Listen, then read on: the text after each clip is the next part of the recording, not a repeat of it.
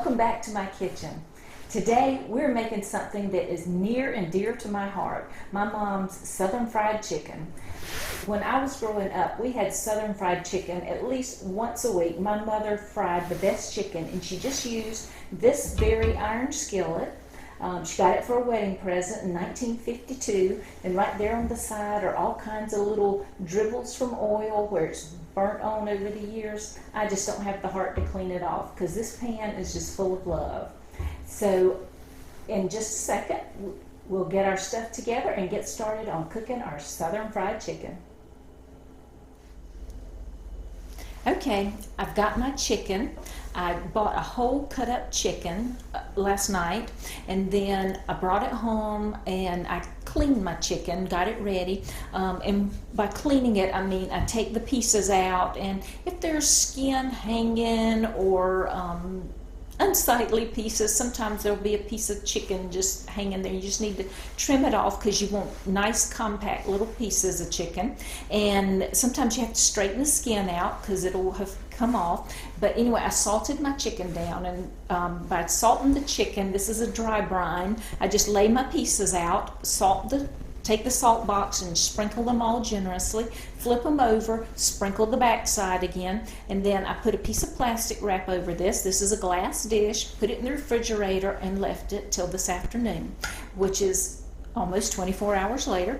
And then about an hour ago, I took this out of the refrigerator and have let my chicken sit here so it can warm up, because really cold chicken will never it will take a long time to cook it because it's just really cold. The bones are cold, and the meat next to the bone is very hard to get done if you leave it like that. So it's been sitting out for about an hour, hour and a half.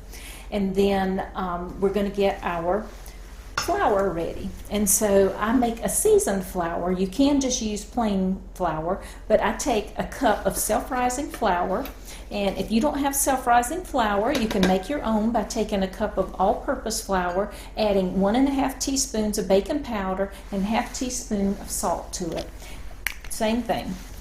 And so I've got my self-rising flour in there, and we're going to put in a teaspoon of paprika. Paprika gives your chicken a browner color to the skin or the crust on it, which makes it have a beautiful color. And then we like, as you all know, spicy food, so I put a teaspoon of cayenne pepper in for each cup of flour that I put in. And then I want some black pepper in my flour, so I have about a teaspoon of fresh ground black pepper there. And we just put all that in, and then just sift it, because you want it to all mix together, but you also want to get any lumps out that might be in your flour, because if you have lumps that don't go through this sifter, like this, when you get through and you fry these hard little lumps of flour, they will be even harder lumps. So we'll be back in just a second. We'll get started flouring up our chicken.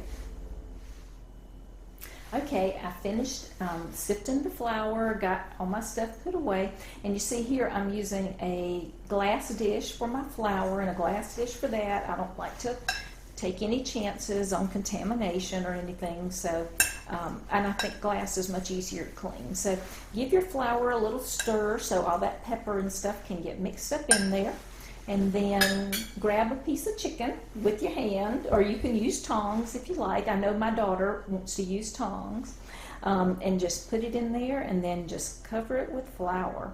And don't worry about trying to pack it on and everything, because I do a double flour with mine. And so just get the first one on there, give it a little tap. The self-rising flour helps the chicken to seal in the juices, and so you want to that's why you use the self-rising flour with the baking powder in there. It helps it seals in, like see on the breast. I'm getting all the little pieces in there and working really hard to get it covered up. But you want to get all the little nooks and crannies. If there's loose skin, you try to get it under that loose area, like right there, because you just want it to seal it very well so that the juices will stay in the chicken. There's nothing worse than dry fried chicken. And in the meantime, I've also turned my oil to a medium, and so it's getting hot over there too. And I'm looking for it to be somewhere anywhere from 310 to 320. And then when I put my chicken in, because we're doing a shallow fry, the temperature of the oil will come down. I put about an inch of oil in my skillet, so no matter how big your skillet is, you need about an inch of oil to do this kind of frying. So while I finish flouring my chicken, you get yours ready, and we'll be back to put them in the pan. Okay, I've got everything I need to fry with. I've got an inch of oil in my iron skillet here, and that's an inch of vegetable oil. You can use canola or whatever kind of oil you like to fry in. And I have an instant read thermometer, which I use to check the temperature of the oil. And mine's a thermopen, which gives you an instant read right then, and as the oil's getting hotter. It's not quite hot enough, but if you don't want to invest in a thermopen, you can also just buy a regular instant read thermometer for about $7 at your local store.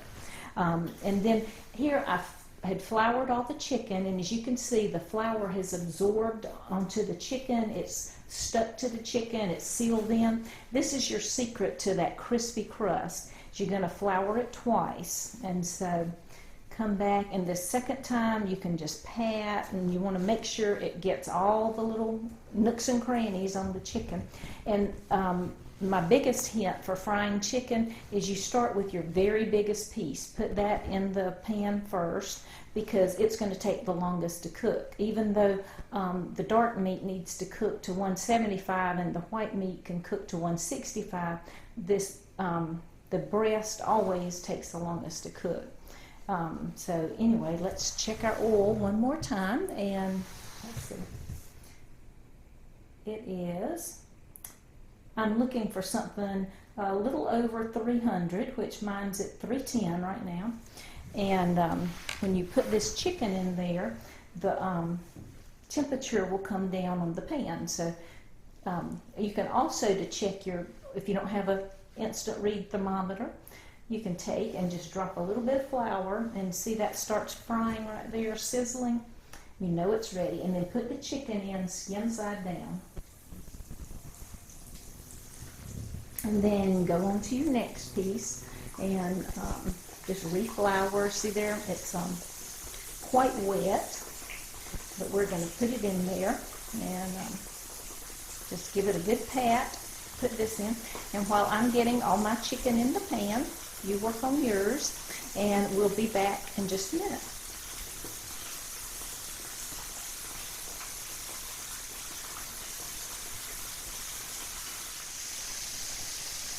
Okay, we have the breast, the thigh, and I'm fixing to put a second drumstick in. And that, my friends, makes for a pan full of chicken. And I have a splatter screen that I put over the top of my pan here. And really, I'm not wanting to keep it from splattering, because chicken is going to splatter. You're going to have to clean this whole stove when you get through. But you want to hold some of that heat in, and so that's what the purpose of putting something over it. You don't want something that fits tightly, because remember, you're frying, and that would just make the temperature of the oil go up, and it'll get it too hot. So I want my temperature to stay somewhere around 300 degrees of the oil, and then just let this chicken cook. Don't be in here turning it, flipping it back and forth. You will not wind up with a nice crispy crust, and that's what Southern fried chicken is all about. So just leave it cooking. We'll be back and check on it in about 10 minutes, and I'll get my hands cleaned up, and we'll check on it in 10 minutes. Okay, it's been about 12 minutes now. Then we're going to lift off this splatter screen, and I'm going to use 2 forks to flip the chicken. I don't like to use tongs, because they will tear the skin on the chicken if you're not careful.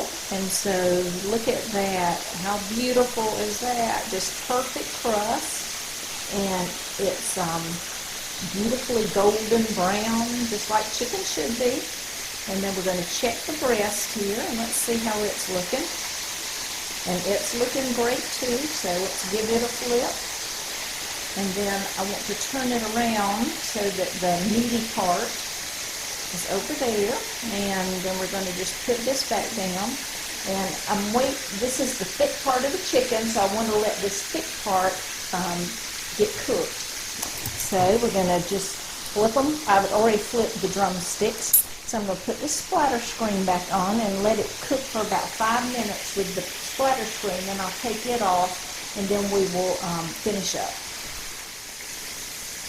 Okay, waited 5 more minutes and then I'm going to take the lid off, the little splatter screen, and we're going to let it cook the rest of the time without a cover on it, and that'll give the skin time to crisp up.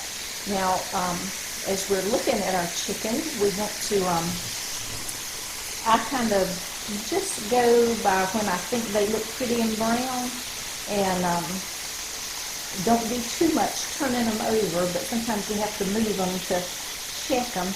But you want to make sure that the chicken gets good and done. So I use my instant read thermometer for checking the chicken. Now the dark meat pieces, the thighs and the drumsticks need to be at 175 to 180.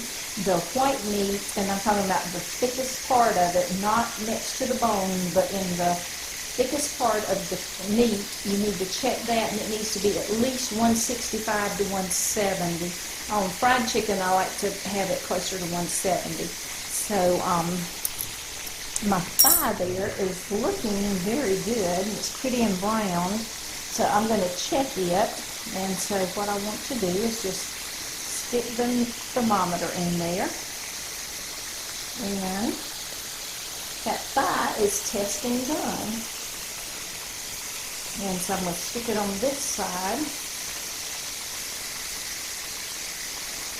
And it's testing done. It's about 180.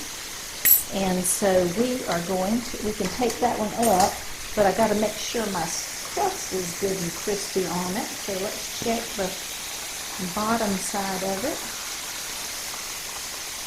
Looks like a good crust on there to me. So when I take it up now, I do use tongs for that, so I can hold it up and let any oil drain out of it. And so, and I tend to check each piece of the chicken just to make sure they're done. So just lift it up, hold it there above your pan a little bit, and really it does not hold a lot of grease. So put it on a paper towel. If I were frying bunches of chicken, I would put it on a cookie rack, a baking rack, and set that on a baking sheet and maybe set it in the oven to keep it warm. But this doesn't really need to be. So I'm going to check these other pieces, and then I'll see whenever our chicken's ready. Okay, I've just checked the temperature on the rest of the chicken, and this breast is testing right, almost ready, but I'm going to turn it on its side and leave it right here in the skillet like this to finish up. And my drumsticks both tested good and done. So just once again, hold them up here and then put them over on your piece of paper. And I like to use a paper towel lined pan because that's what I'm going to serve them on. The reason I don't use tongs when I'm flipping the chicken and all is because it'll tear up the crust sometimes, and so I'm much better at using the forks to do it. So just put them right there, let them cool for a few minutes, and then you can take them off of that because you don't want to mess up your crust. And then I've got a few more pieces I'm going to fry, so we'll be back in just a little while when I get it all fried. Okay, we're fixing to take the last piece of chicken, this breast, out of the pan. It looks perfect. The skin's all nice and brown. And we're going to let our chicken rest for just a little bit because fried chicken is very, very hot. And we're going to make a pan of brown gravy. So that was going to be on a second video. So, because I'm from the low country of South Carolina, we eat rice and gravy with our fried chicken. So, join me in just a minute. Okay, I've got my chicken fried. It's here on the plate. Nobody's in the kitchen with me yet, so I'm going to sneak a piece and have a bite. Oh man, that just brings me home to my mom's kitchen and all those wonderful times we have. You've got the saltiness of the chicken's skin. You've got just a crust that is just to die for on there, nice and crunchy. And then the meat is just so tender and so juicy, perfectly cooked. So you run out, get you a whole chicken, and then you come back and you fry it up and eat it while it's nice and hot and have it with some rice and gravy. And I'll see you again later because I'm going to finish my chicken.